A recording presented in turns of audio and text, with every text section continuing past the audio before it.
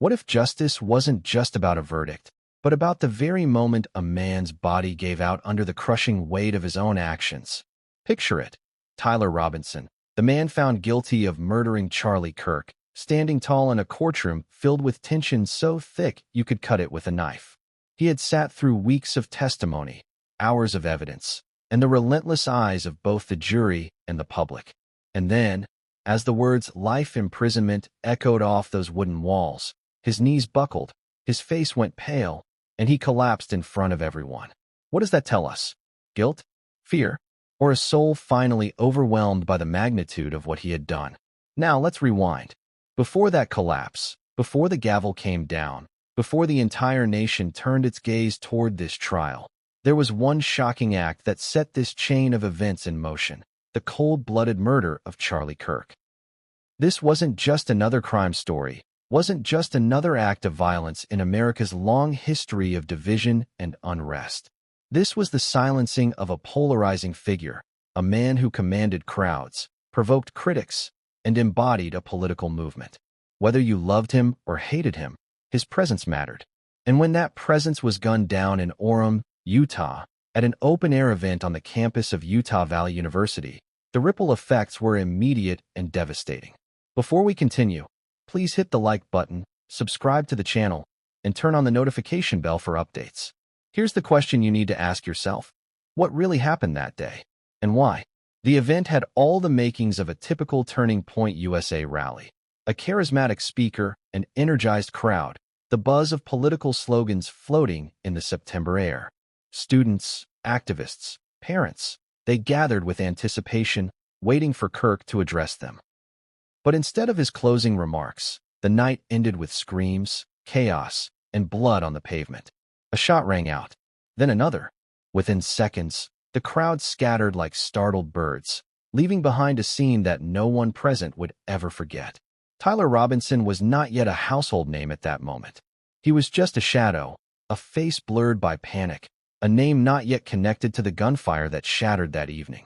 But within 33 hours, the world would know him as the man accused of murdering Charlie Kirk. Now, ask yourself, 33 hours. That's all it took for police to track him down, to piece together evidence, to put him in handcuffs. But why did he do it? Was it political rage? Personal obsession? Or something far more sinister, something orchestrated behind the scenes?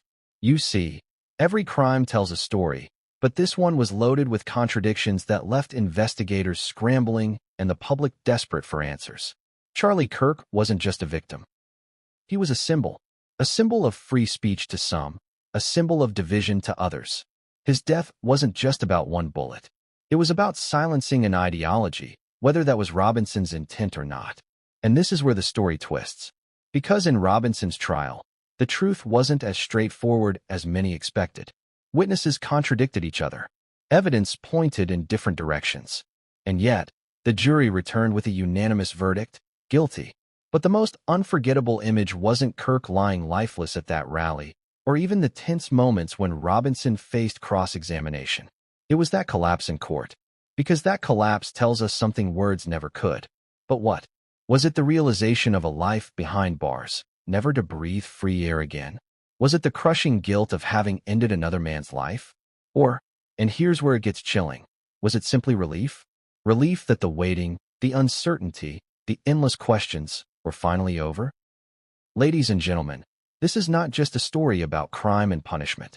This is a story about human frailty, about politics colliding with violence, about justice playing out under a microscope. And it matters now more than ever because America is divided, on edge, and increasingly uncertain of whether truth can ever truly triumph over chaos. So why am I telling you this story?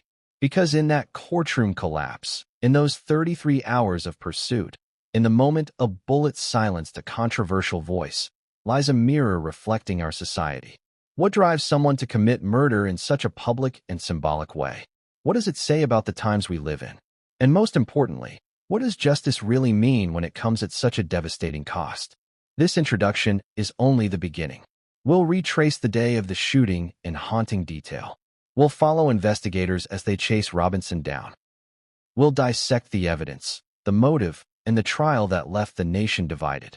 And yes, We'll relive that unforgettable moment when Robinson's body gave out, when the weight of life imprisonment crushed him in real time. But before we step into those 33 hours, before we examine the crime scene, ask yourself one final question. If Robinson hadn't collapsed, if he had stood there stoic as the sentence was delivered, would we see him differently? Would the story feel less haunting? Or was that collapse the truest moment of this entire saga? The breaking point of a man who could no longer carry the burden of his actions? And yet, what came next would change everything, and no one saw it coming.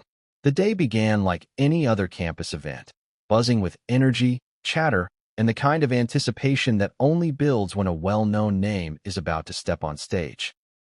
Students filed in with backpacks slung over their shoulders. Parents found their places among folding chairs, and the banners of Turning Point USA flapped lightly in the autumn breeze.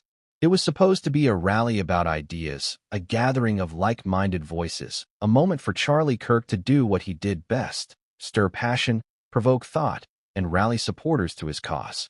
But isn't it chilling how a normal day, a seemingly ordinary moment, can suddenly flip into tragedy? One minute, there's laughter, applause, and selfies with friends. The next, panic, screaming, chaos.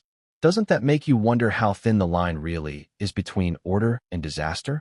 Charlie Kirk had done this countless times. To his followers, he was more than a political figure. He was a voice of conviction, a mentor, even a kind of hero. To his critics, he was a provocateur, someone who thrived on stoking controversy. But on that September afternoon at Utah Valley University, both supporters and skeptics stood in the same open-air square, waiting to hear him speak. And then came the sound that tore through the crowd like a lightning bolt. A gunshot. For just a split second, silence followed. That eerie silence that often comes before panic sets in. People looked at one another, some unsure if it had been a firecracker, a car backfiring, or something else entirely. But when Kirk staggered, when his body crumpled, the truth was undeniable. The screams began. Students ducked. Parents shielded their children. Phones were dropped to the ground in a rush to flee. A rally turned into a stampede in less than 30 seconds. Think about that moment. Imagine being there. What would you have done? Would you have run? Would you have frozen? Or would you have rushed toward Kirk, desperate to help? Charlie Kirk lay on the ground, his white shirt stained dark red. His microphone slipped from his hand, feedback screeching through the speakers. Around him, those who hadn't fled tried to comprehend the horror before them. Some tried CPR. Others screamed his name. But nothing would bring him back. Now, here's the haunting part. The shooter had already blended into the chaos. While the crowd fled in all directions, he was gone, swallowed up by panic. No one knew his name yet. No one could point a finger at a suspect. All they knew was that Charlie Kirk was dead, shot down in public, in front of hundreds of witnesses. It was a murder committed in the open, and yet somehow, the man who pulled the trigger managed to vanish into the blur of the fleeing crowd. How does that even happen in today's world of cameras, smartphones, and instant news? Isn't that a terrifying thought, that someone could end a life so publicly and still slip away into anonymity, even for just a little while? The hours that followed were a blur of sirens, interviews, and lockdowns. Police swarmed the campus, helicopters circled overhead, and news vans lined the streets within minutes. The event that had begun as a rally for political engagement was now a crime scene. Reporters called it an assassination. Opponents called it inevitable. Supporters called it martyrdom. And for 33 hours, no one had answers. Who was the shooter? Why had he done it? And most of all, how had he escaped? Let's stop here and ask the uncomfortable question. Did Robinson plan it that way? Did he study the venue, the exits, the timing of the event? Was this a carefully orchestrated attack, or was it the rash act of a man consumed by rage in the moment? Because the way the day unfolded, an entire civil rights the Leviathan speed with that gave which us he affirmative disappeared action. Civil rights hinted at Leviathan? What do you something mean? more than impulse. Think about it. Robinson fired. Kirk fell. And in the very seconds when people were processing the unthinkable, Robinson was already gone. No So if you fumbling, can let me no finish 3 hesitation. words in, Sorry. Just a it allowed clean the exit Department of into the Justice chaos. to Doesn't go that after... sound like someone who Also, rehearsed, I believe who you thought said this that through? the As Civil Rights investigators Act pieced was the bad timeline and that together we shouldn't- later, witnesses recalled seeing a man in dark clothing moving quickly toward the parking lot. So what's your name? Others remembered a nervous sorry, figure I don't wanna lurking be, near like, the filmed back and of the stuff. crowd I'm before the anonymous, shots number rang one. out. But in the blur of hysteria, details contradicted each other. The police had fragments of a Anonymous story, guy. but no solid suspect in those first few Hello. hours. Nice to meet you, Meanwhile, anonymous guy. Thank you. social Nice to media meet- erupted. Hashtags trended worldwide. Videos of the chaos, shaky phone footage capturing the screams, the stampede, Kirk collapsing, went viral within minutes. People weren't just shocked. They were polarized. Some painted Kirk as a martyr for conservative values. Others saw it as a symbol of America's fractured climate, where political figures became lightning rods for violence. And here's where it gets even darker.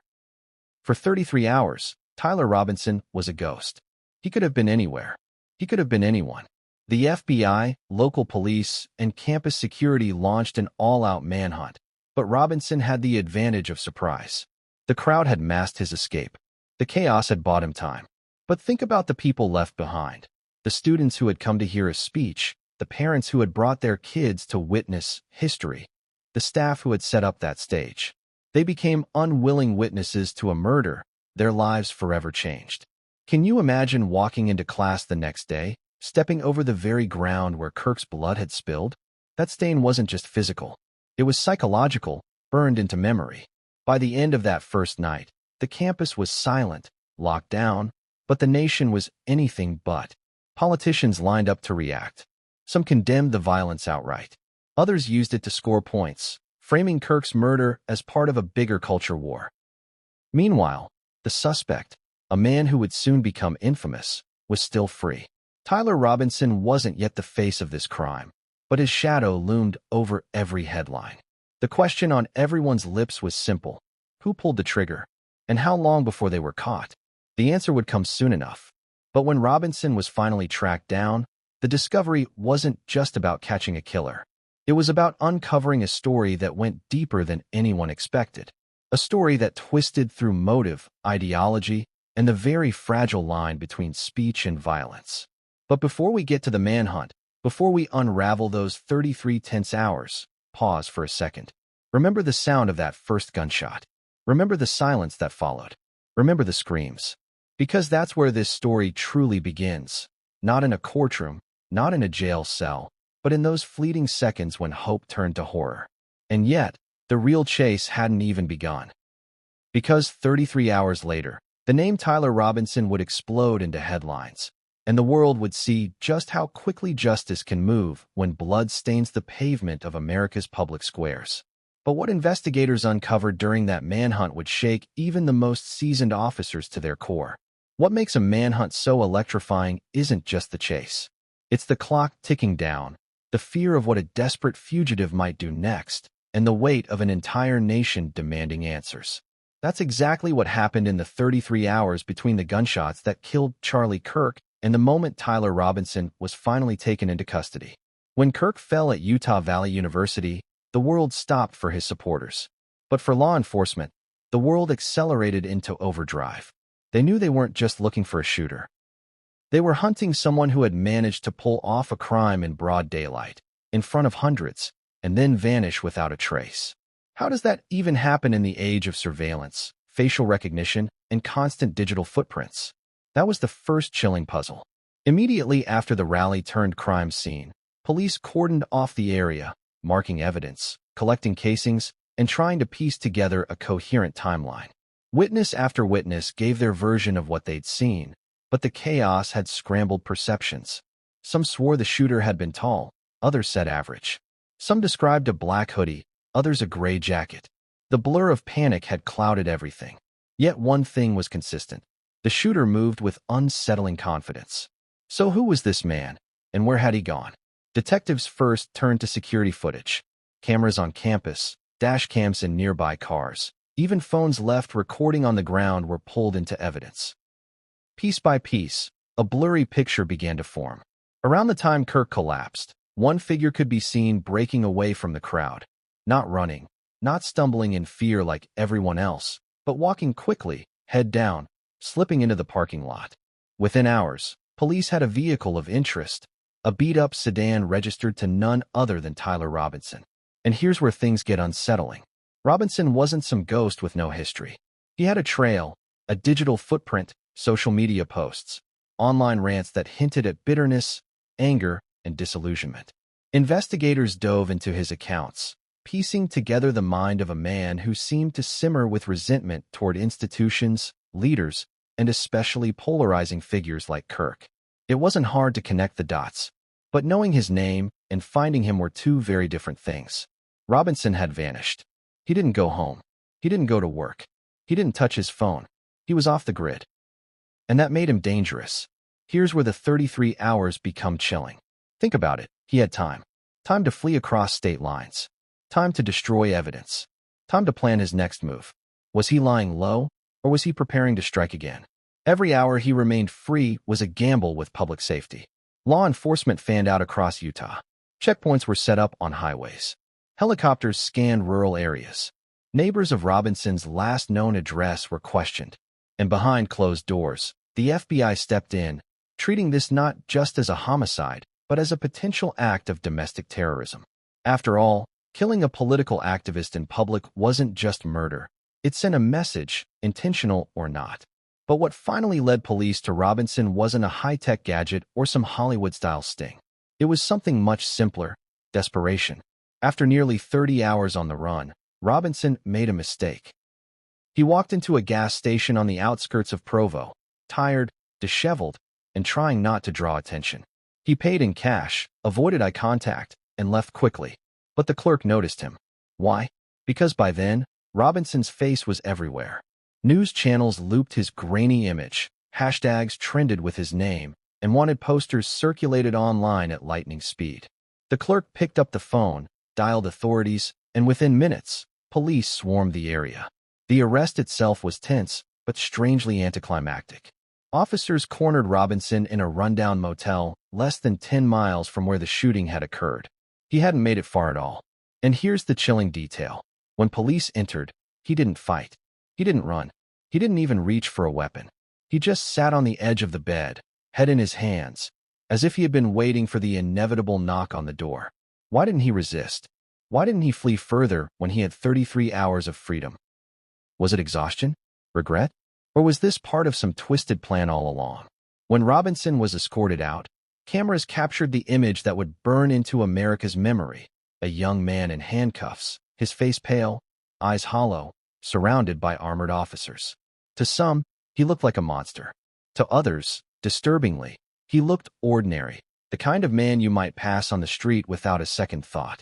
And isn't that what makes this story so terrifying? That the face of a murderer can look just like anyone else's? Investigators soon revealed what he had carried with him. In his car, parked just outside the motel, they found clothing matching witness descriptions, a half-empty box of ammunition, and a crumpled notebook filled with fragmented sentences. Some pages ranted about politics.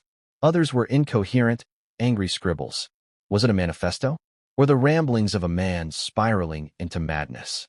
Those discoveries only deepened the mystery. Was Robinson acting on ideology? Or was he just a troubled man who snapped? The line blurred, and in that blur, both supporters and critics of Kirk found ammunition for their own narratives. But one fact was undeniable: the manhunt was over. Tyler Robinson, the suspected killer of Charlie Kirk, was now in custody. The questions, however, were only beginning.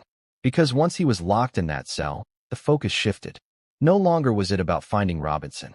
It was about understanding him. Why had he pulled the trigger that day? What was his motive? And most chillingly, had he acted alone, or was there more behind the curtain than anyone realized? As the flashing cameras recorded Robinson's first steps in chains, one thing became clear. This was no longer just a local crime. This was a national story, a case that would test not only the justice system, but the very fabric of America's political climate. And the first piece of that puzzle lay in the evidence police uncovered in the hours after his arrest. Evidence that would open doors to motives darker than anyone had anticipated. But what investigators found in Robinson's possession shocked even seasoned officers and changed the entire trajectory of the trial that was about to unfold. The moment police unlocked the door to Robinson's motel room, they stepped into a scene that told a story of obsession, meticulous planning, and chilling intent. The room was small, barely enough space for a bed and a dresser, but it was crammed with evidence, physical and digital, that hinted at a mind teetering on the edge of chaos. Officers moved carefully, photographing each item, bagging every scrap of paper, every device. What they found would soon form the backbone of the case that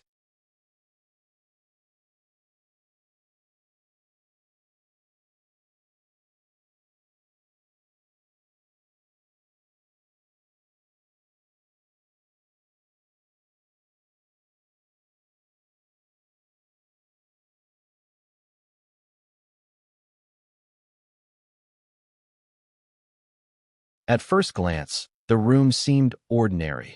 A bed with rumpled sheets, a laptop perched precariously on the dresser, a half-empty backpack in the corner. But it was the details that mattered. On the floor near the bed lay a notebook, its pages filled with a mixture of scribbled calculations, shorthand, and frantic sentences. At first, some officers assumed it was mere rambling. But as they read, patterns emerged, references to Kirk, to Turning Point USA, and to making a statement that no one could ignore. One passage, nearly indecipherable in its scrawl, read like a fragmented manifesto. There were lists of events, times, locations, some real, some speculative, and crossed out names that hinted at reconnaissance. He had clearly studied his target meticulously. There were diagrams, sketches of the campus layout, arrows marking entrances and exits. Someone had mapped out the moment before the shooting with unnerving precision. On the dresser, investigators found Robinson's laptop. At first, it was locked, but forensics quickly bypassed the encryption. The files inside painted a grim picture.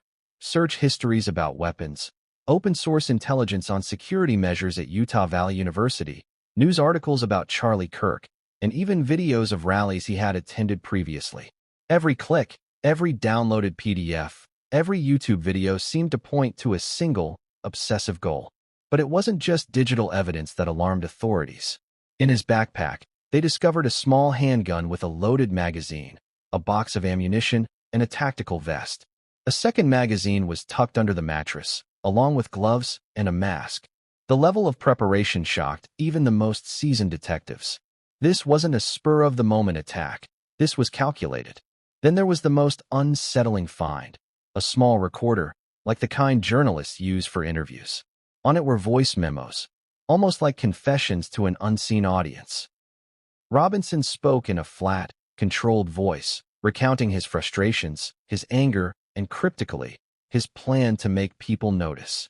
Some memos mentioned Kirk directly, others spoke about broader grievances, weaving political resentment with personal rage.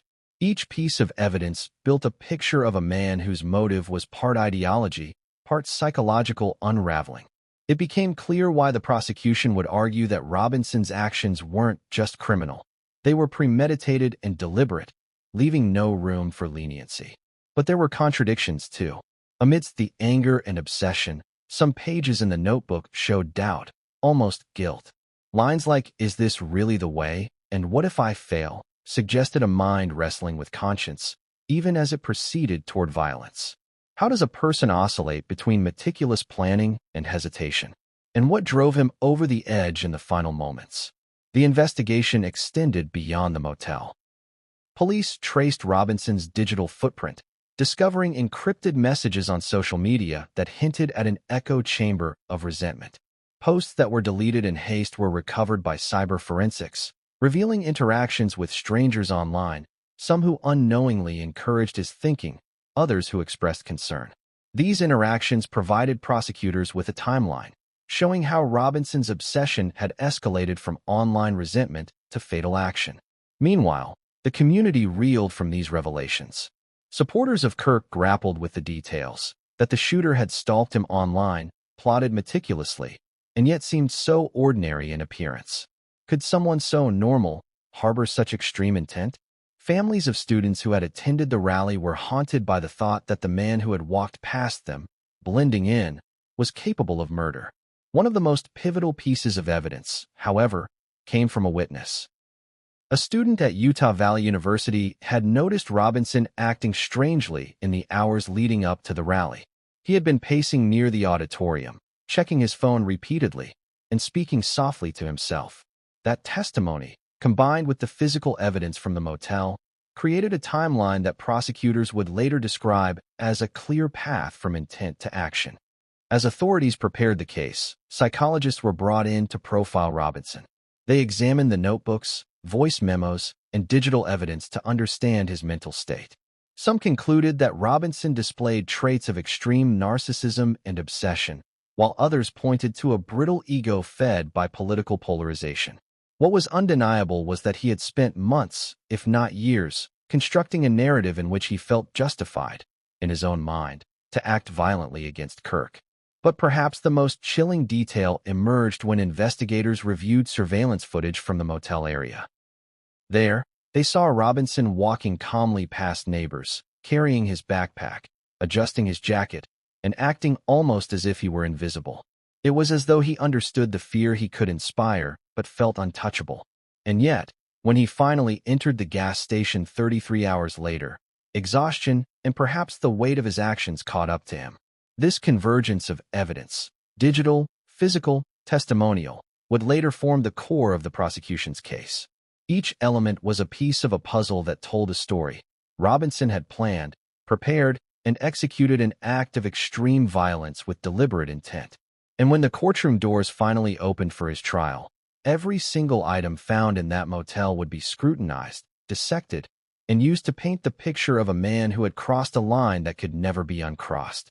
Yet despite all the meticulous planning, one question lingered. What had truly driven Robinson to commit murder? Was it political ideology? Personal grievance? A mix of both? The notebook offered clues, but never full answers. Investigators could speculate, psychologists could theorize, and jurors could deliberate. But the human mind, in its dark complexity, often defies complete understanding. And that's what set the stage for the trial. A trial that would not just reveal facts, but expose the raw, unfiltered psychology of a man who had committed one of the most shocking crimes in recent memory. But even as the evidence stacked against him, the courtroom drama was only beginning. Robinson's reaction to seeing the weight of his actions and the verdict that awaited him would shock everyone who witnessed it. The news broke fast, almost too fast for the residents of Orem to process. Tyler Robinson had been apprehended just 33 hours after the shooting that claimed the life of Charlie Kirk. By the time the first sirens wailed in the early morning hours following the tragedy, law enforcement had already pieced together a trail that led them straight to Robinson. The sheer speed of the arrest was astonishing, yet it only raised more questions than answers. How had one man managed to vanish in the wake of such a high-profile murder? And what had tipped off authorities so quickly? From the moment the first 911 call came in reporting shots fired at Utah Valley University, officers sprang into action. Witnesses described a chaotic scene, students and faculty scattered in every direction, some frozen in shock, others racing toward safety. In the middle of it all, Charlie Kirk lay mortally wounded, the echo of gunfire still ringing in the air. Emergency responders tried desperately to save him, but it was too late. Within minutes, the reality set in. This was not a random act of violence. Police quickly analyzed the surveillance footage around the campus. Security cameras captured a figure, hoodie pulled over his head, moving with a disturbing calmness through the crowd. Each step seemed deliberate, each motion calculated. Even among the chaos, this man, soon identified as Tyler Robinson, appeared unervingly composed. Authorities cross-referenced the images with known databases and, in less than a day and a half, located him at a nearby motel. Robinson had no intention of surrendering quietly. According to reports, he had spent the intervening hours moving between safe spots, attempting to stay one step ahead of law enforcement. But digital breadcrumbs betrayed him. Cell phone pings placed him in the vicinity, while his online activity, even encrypted chats, left a traceable trail. The combination of old-fashioned detective work and modern technology led officers right to him. The arrest itself was tense. Law enforcement approached the motel quietly, weapons drawn, fully aware of the volatility of the situation. Robinson, cornered in his room, initially resisted, refusing to come out. Officers later described him as calm, almost eerily so, as if he had anticipated this moment all along. Negotiations began, voices over megaphones, repeated instructions to surrender. But inside, he seemed detached, his mind elsewhere, replaying the moments that had brought him here. Eventually, Robinson emerged, hands raised, face blank but eyes scanning the crowd of officers.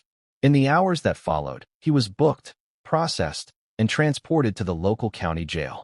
The path from his arrest to the courtroom was now a tightly secured journey, watched closely by law enforcement, media, and a public desperate for answers. Even in custody, Robinson's behavior offered glimpses into the mind of a man who had committed an unthinkable act. Cellmate reports and initial interrogations suggested he oscillated between moments of apparent calm and bursts of anxiety. Some officers noted that he seemed almost relieved at being caught, a paradoxical relief from the tension of planning and executing a crime that had consumed him for weeks, maybe months. The legal machinery moved quickly. Court dates were set, motions filed, and prosecutors began compiling evidence. Each item collected from the motel, each digital trace, each witness statement was cataloged, forming an airtight case. But as the courtroom preparations intensified, so did the media frenzy. National news networks dispatched reporters to Warren, turning a quiet Utah town into the epicenter of a national conversation about violence, political extremism, and the fragility of public safety. Inside the courtroom, anticipation was palpable. Security was tight, every entry point guarded. Family members of Charlie Kirk sat in the front rows, their faces etched with grief and the relentless weight of anticipation. Friends, colleagues, and supporters filled the remaining seats, each person grappling with the tragedy that had torn through their community. And then, Robinson entered, shackled, expressionless, yet undeniably human in a way that made the tension in the room almost unbearable. The trial began with opening statements that laid bare the stakes. The prosecution painted a portrait of premeditation and cold calculation, emphasizing every step Robinson had taken from planning to execution. They walked the jury through his digital footprint, his meticulous planning, the arsenal of weapons found in his possession, and the disturbing voice memos that hinted at a deliberate intent to kill. Each piece of evidence was a puzzle piece, and the picture it formed was harrowing. The defense, in contrast, attempted to humanize Robinson, offering arguments that suggested mental instability, social isolation, and a susceptibility to radical influences. They argued for context, that his actions, while heinous, were the result of factors beyond mere malice. Yet even as they spoke, the weight of the evidence loomed large, a shadow that could not be ignored. Witness testimonies added another layer of drama. Students recounted the chaos of that day, the screams, the desperate attempts to shield themselves, and the sudden, unimaginable reality of murder unfolding before their eyes. Experts analyzed Robinson's mental state, his motivations, and the socio-political context that might have fueled his actions. Each narrative, each analysis, each personal account wove together a tapestry of tension, grief, and moral reckoning. The courtroom was also a stage for moments that no one could have predicted. Robinson, confronted with the gravity of his deeds, occasionally showed cracks in his composure, a fleeting tremor in his hands, a momentary lapse in the blank mask he wore.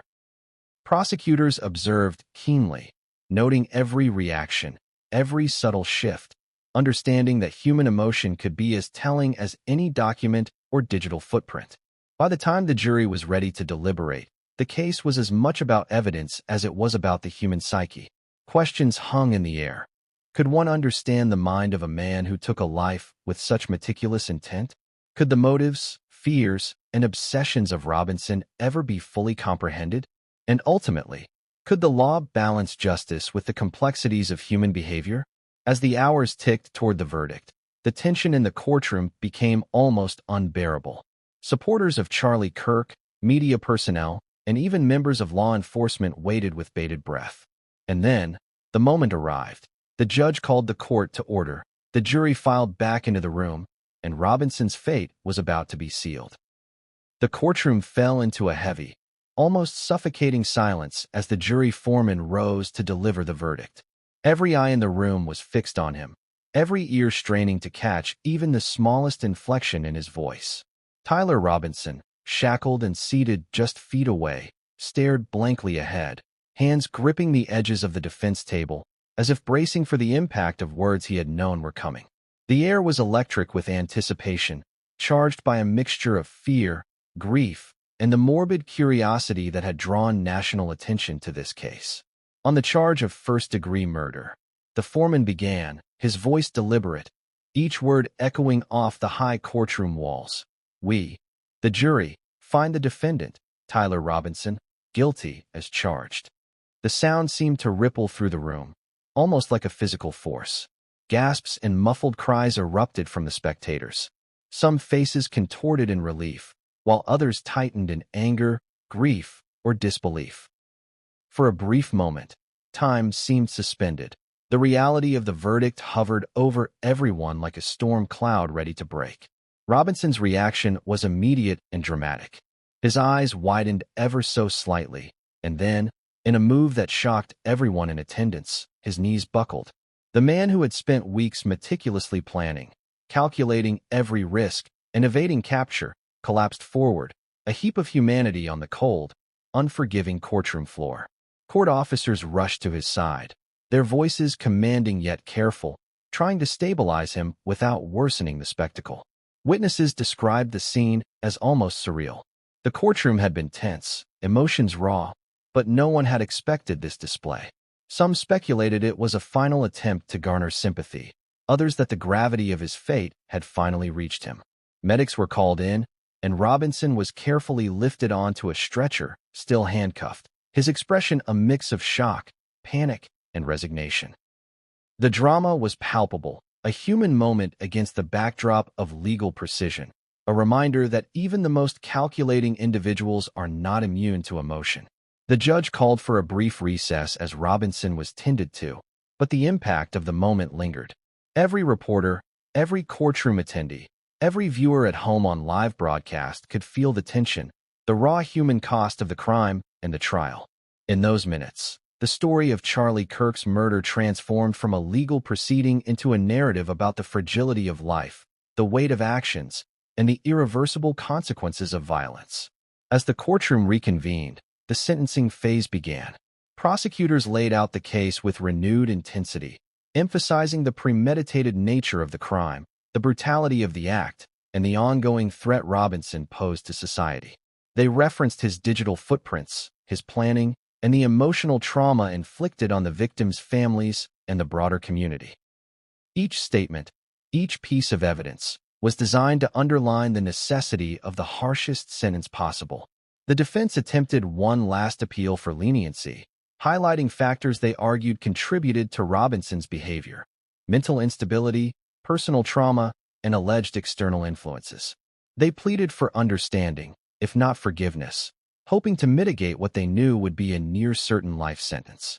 The jury, the courtroom, and even the public listened closely, weighing compassion against justice.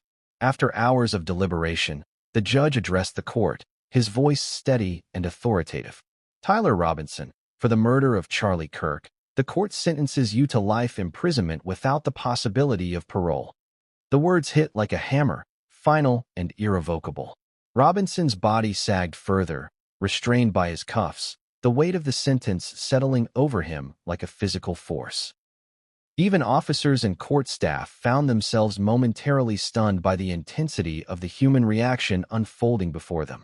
As he was led away, Robinson's face remained a canvas of conflicting emotions: despair, shock, perhaps even a glimmer of acceptance.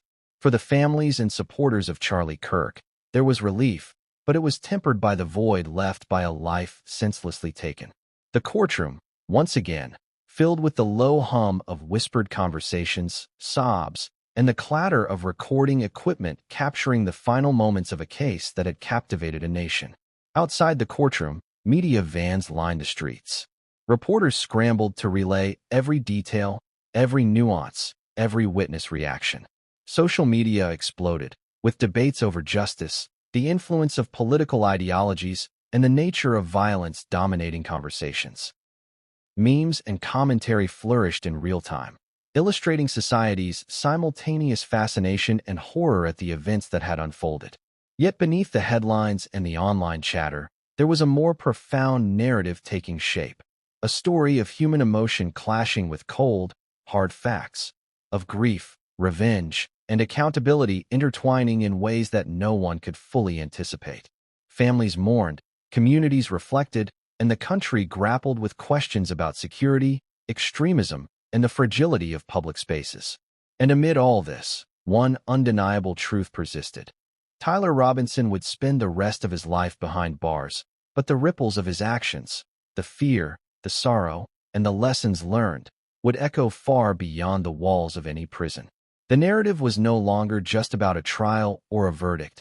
It was about the human cost of violence, the weight of decisions, and the indelible mark left by tragedy. But what came next would change everything. And no one saw it coming. As the courtroom emptied, the world outside erupted. News vans swarmed the streets of Orem, Utah, their satellite dishes raised like antennas trying to catch every wave of public reaction. Reporters leaned toward cameras, their faces tight with urgency, voices rising over the din of honking cars and shouting pedestrians.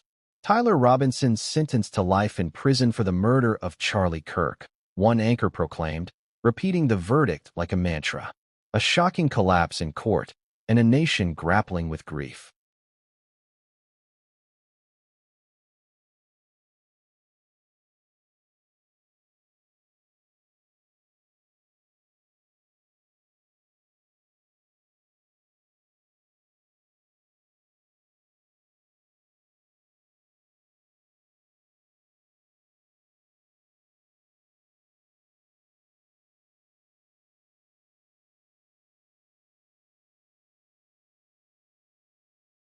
The story spread like wildfire. On social media, hashtags trended within minutes. Hashtag Justice for Charlie. Hashtag Tyler Robinson. Hashtag Utah shooting. Comment threads overflowed with anger, sorrow, disbelief, and, in some corners, bitter political debate. Memes appeared almost immediately, a mix of satire, dark humor, and mournful reflection, underscoring just how deeply this event had penetrated the national consciousness. For some, it was an opportunity to debate gun control, for others a moment to vilify or defend ideological stances, and for many more, simply a time to mourn. Families of the victims, still raw from the trauma of the shooting, became focal points of the narrative. Interviews revealed a spectrum of emotions: anger, sorrow, disbelief, and even relief that justice had finally been served. Charlie Kirk's parents, appearing on multiple broadcasts, shared memories of their son, his fiery speeches, his dedication to activism, his laughter, and the man he had been beyond the headlines. Their words painted a fuller picture of the man whose life had been cut short, a reminder that behind every news story are real people, real families, living with grief that no verdict could erase. Meanwhile, Tyler Robinson's own story began to emerge. Local journalists dug into his past, uncovering fragments of his upbringing, online behavior, and personal life. Rumors swirled about his motivations, his mental health, and the events leading to that fateful day at Utah Valley University. Psychologists and legal analysts were interviewed, offering insights into the mind of someone capable of committing premeditated violence. The narrative was layered, part crime story, part social commentary, part psychological case study, and the public consumed every detail with relentless curiosity. Across the country, public spaces became arenas for collective mourning and debate. Candlelight vigils were held in cities far from Orem, bringing together people who had never met Charlie Kirk but were moved by the tragedy. Activists used the moment to call for political and societal change, while others debated the influence of extremism, the role of public figures, and the dangers of open-air political events. Each discussion, whether online or in person, carried the weight of emotion, a combination of grief, anger, and the search for meaning in an incomprehensible act of violence. In the media, every angle was dissected. Pundits argued endlessly on live television, weighing Robinson's actions against the broader political climate. Experts discussed security measures at public events, the psychology of extremism, and the long-term impact of Kirk's death on national discourse.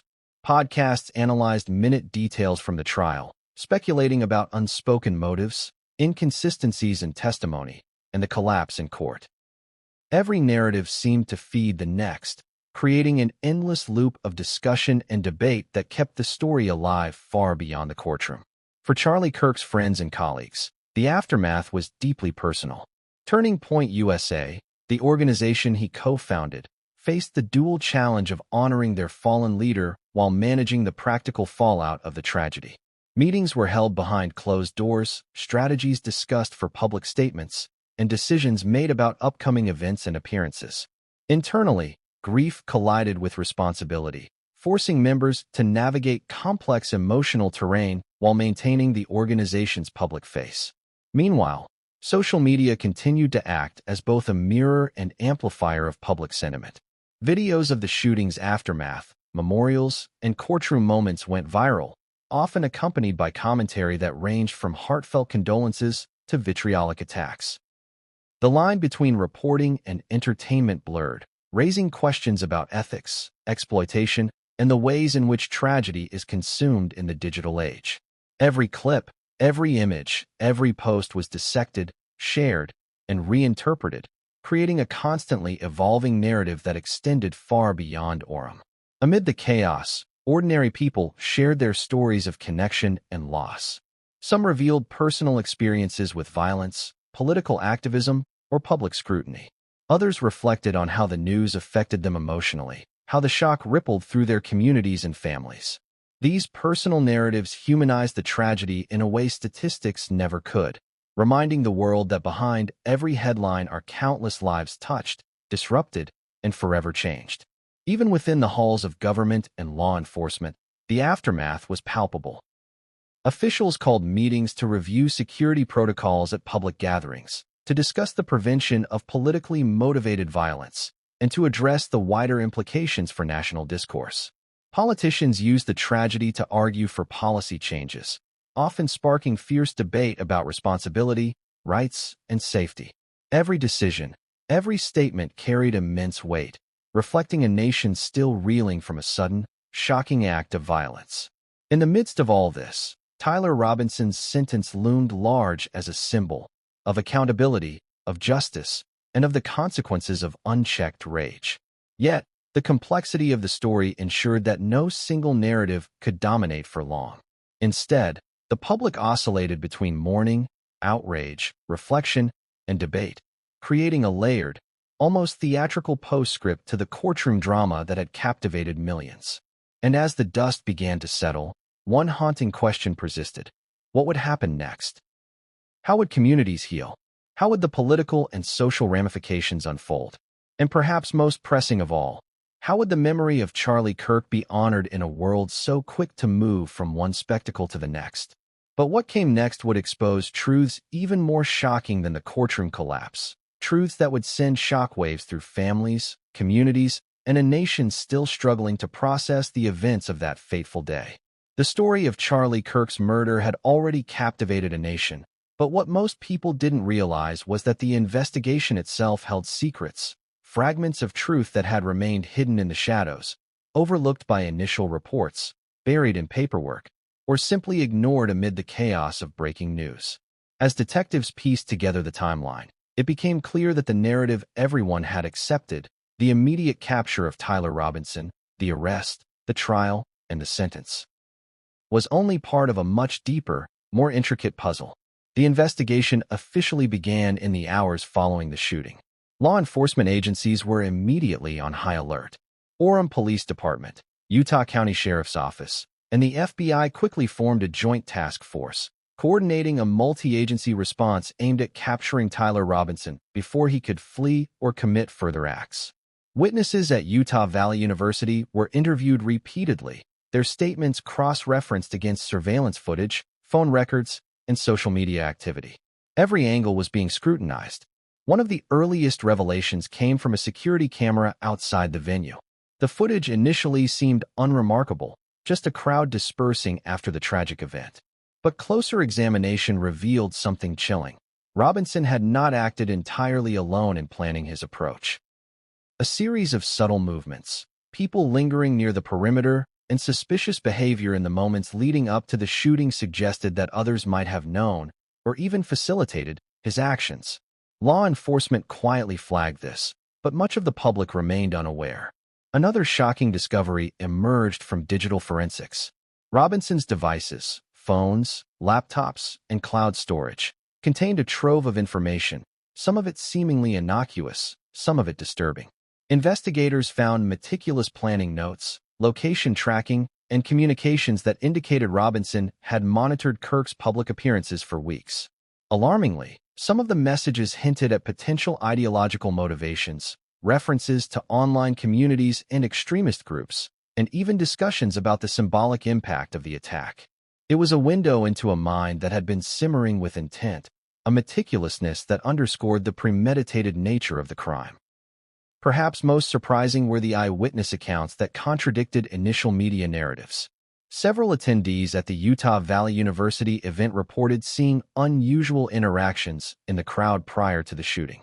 People who seemed out of place, unfamiliar faces lingering near Kirk's speaking platform, and even a figure who appeared to communicate subtly with Robinson.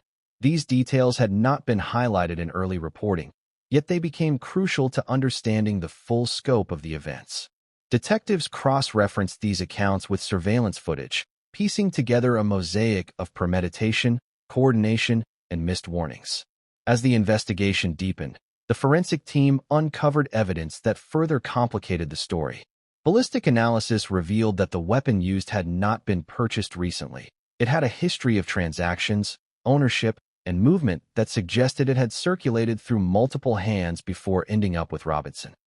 Fingerprint analysis and trace evidence linked the gun to other minor incidents, thefts, threats, and unreported altercations, painting a picture of a weapon already tainted by a web of criminal activity. Each revelation added layers of complexity to a case the public had assumed was straightforward. The human element of the investigation was equally revealing. Friends, family members, and acquaintances of Robinson were interviewed, revealing contradictory statements, moments of fear, and hints of complicity. Some recounted instances of Robinson's erratic behavior, unexplained absences, and troubling comments about political figures and societal grievances. Others claimed ignorance, shock, or disbelief. These conflicting narratives forced investigators to navigate a labyrinth of half-truths, assumptions, and potential deception. Meanwhile, the broader context of political tension and public activism loomed over the case. Charlie Kirk had been a polarizing figure. His speeches, public appearances, and activism had made him both a celebrated and controversial presence. Robinson's apparent ideological motivations were dissected against this backdrop, raising uncomfortable questions about the interplay between public rhetoric, political identity, and violent action. Analysts debated whether Kirk's prominence had made him a target, whether online discourse had influenced Robinson's decisions, and what responsibility, if any, broader societal factors bore in shaping the trajectory of this crime. Perhaps the most haunting element of the investigation came from a series of overlooked security protocols at Utah Valley University. Internal audits revealed lapses in crowd control, inadequate screening measures, and gaps in emergency response planning. While these deficiencies had not caused the tragedy, they had contributed to the environment in which Robinson was able to act with devastating efficiency. Questions arose. Could the attack have been prevented? Should the university have done more to protect its speakers? And, most chillingly, were there warning signs that had been missed by administrators and security personnel alike? Throughout the investigation, law enforcement faced immense pressure. Every discovery was scrutinized by the media, dissected by political commentators, and shared instantly on social media. The public's demand for answers was relentless. Detectives worked around the clock, balancing the need for thoroughness with the urgency of public scrutiny. Every new piece of evidence had to be verified, contextualized, and cross-checked, a painstaking process that underscored the complexity of the case and the high stakes involved. Yet, amid all the revelations, one truth remained unaltered. Tyler Robinson had committed a premeditated act of violence that ended the life of Charlie Kirk. The investigation, for all its hidden details and overlooked evidence, could not undo the loss. What it could do, however, was illuminate the shadowy corners of planning, motivation, and circumstance that had converged to create a moment of national tragedy. Each new discovery, each overlooked detail brought clarity, but also deepened the sense of unease, that in a world full of hidden connections and unseen influences, tragedy could strike when least expected. And as investigators began to connect the dots between Robinson's planning, his influences, and the missed warning signs, one shocking revelation emerged. A detail so explosive that it threatened to reshape the public understanding of the entire case. It was a secret that law enforcement had kept close, a truth that had remained hidden until the very last stages of the investigation. And when it finally came to light, it would leave families, friends, and an entire nation questioning everything they thought they knew about that fateful day at Utah Valley University. The courtroom was packed. Cameras lined the walls, reporters whispered in corners, and the air buzzed with a tension that could be felt in every corner of the room.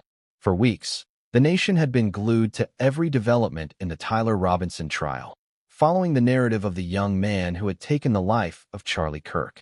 But nothing could have prepared the world for what happened when the sentence was finally read. It began as a normal day in court. The defense had made their closing arguments the previous afternoon, emphasizing Robinson's mental state, alleged influences, and claimed remorse. The prosecution had spent hours methodically dismantling these points, presenting a detailed picture of premeditation, intent, and the devastating consequences of Robinson's actions. Now, all that remained was for the judge to deliver the verdict. From the moment the judge entered the courtroom, an almost tangible sense of gravity settled over the proceedings. Every eye in the room was fixed on the bench. Every ear strained to catch the first words that would decide the fate of a young man accused of one of the most high-profile murders in recent memory. The judge's voice, when it came, was steady, measured, and deliberate, the kind of voice that leaves no room for misinterpretation. After careful review of all evidence, witness testimony, and legal arguments, this court finds the defendant, Tyler Robinson, guilty of first-degree murder. The words echoed like gunshots through the courtroom. Gasps, murmurs, and even tears rippled through the crowd. But all of it paled in comparison to what happened next. Tyler Robinson, seated at the defense table, slumped forward, his face paling, his body trembling visibly. The court erupted into chaos as officers rushed to his side. Robinson had collapsed. For those witnessing it, the scene was surreal. Cameras captured the moment in every angle, but no image could fully convey the shock, the disbelief, and the tension that electrified the room. Some speculated it was a calculated act, a last attempt to evoke sympathy. Others believed it to be the raw manifestation of fear, guilt, and the weight of knowing that the rest of his life would be spent behind bars. Medical personnel were called immediately, working swiftly to stabilize Robinson. He was helped into a chair, given oxygen, and monitored closely as the judge temporarily suspended proceedings. In the hallways outside, journalists scrambled to record every detail, piecing together a narrative that would dominate headlines for days. The collapse itself became a story separate from the trial, a spectacle that amplified the drama surrounding the case. But why had Robinson collapsed? Observers would later point to a confluence of factors. The sheer emotional weight of hearing a life sentence for murder, the culmination of months of public scrutiny, and perhaps even fear of the unknown future. Friends and family described him as fragile and anxious, yet no one could have predicted such a dramatic reaction at the very moment that the law finally closed in. Courtroom psychologists provided additional insight. They noted that hearing one's life irrevocably changed by a judge's ruling can trigger intense physiological and psychological responses: fainting, hyperventilation, even temporary paralysis. Robinson's collapse, though dramatic, was a textbook example of extreme stress manifesting in the body. But in the charged environment of a high-profile trial, every detail was magnified, every reaction scrutinized, every expression analyzed. The emotional resonance of the scene extended far beyond the courtroom. Families of victims, activists, political figures, and ordinary citizens watched live broadcasts, replayed footage, and dissected every frame. Some felt a grim sense of justice, seeing Robinson finally held accountable. Others felt unease, reflecting on the humanity behind a man who, despite his actions, still collapsed under the weight of consequences. The event sparked nationwide debates about crime, punishment, justice, and the psychological toll of public trials. As Robinson was stabilized and escorted back to the defendant's box, the judge resumed the reading of the sentence. The words that followed were deliberate and unyielding. Life imprisonment without the possibility of parole. No leniency. No reduction. The court made it clear Tyler Robinson would never walk free again. Each word struck with the weight of inevitability, finality, and the law's ultimate assertion of justice. But even as the sentence was pronounced, the drama wasn't over. Robinson's supporters and detractors alike were forced to confront a stark reality. The collapse had humanized him in a way that few had anticipated. For a fleeting moment, the young man who had committed a heinous act became a figure of vulnerability. News outlets replayed the footage endlessly, political pundits debated motives and accountability, and social media exploded with commentary, analysis, and outrage. Interestingly, the collapse also prompted renewed scrutiny of the courtroom itself. How had security handled the situation? Was medical intervention timely? Were the psychological stresses of a high-profile trial being adequately managed? Discussions about courtroom procedures, ethics, and protocols ran alongside debates about the morality and impact of Robinson's crime, creating a layered narrative that transcended a simple trial report. Amid the chaos, the focus inevitably returned to the consequences for Charlie Kirk's family. For them, Robinson's collapse was irrelevant.